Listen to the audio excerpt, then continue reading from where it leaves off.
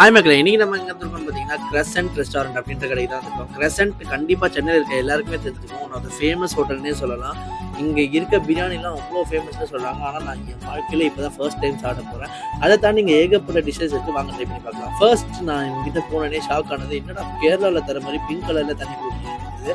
அதுக்கப்புறம் எங்கிட்ட dynamite chicken வாங்கி ட்ரை பண்ணியிருந்தேன். சாப்பிடவே டைனமைட் சிக்கன் ரொம்ப ரொம்ப சூப்பராகவே இருந்தது. நல்ல டேஸ்ட்லேயே இருந்தது.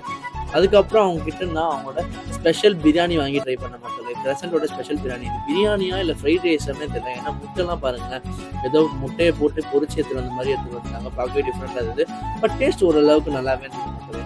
இதெல்லாம் தாண்டி எனக்கு இங்கே ரொம்ப ரொம்ப பிடிச்சது அவங்க கிட்ட இருக்க அந்த கேரளா சிக்கன் கறியும் சிக்கன் ரோஸ்ட் தாங்க. ஏன்னா அந்த பொரோட்டாக்கும் அந்த கேரளா சிக்கன் கறி ஆஹா செம்ம டேஸ்ட்.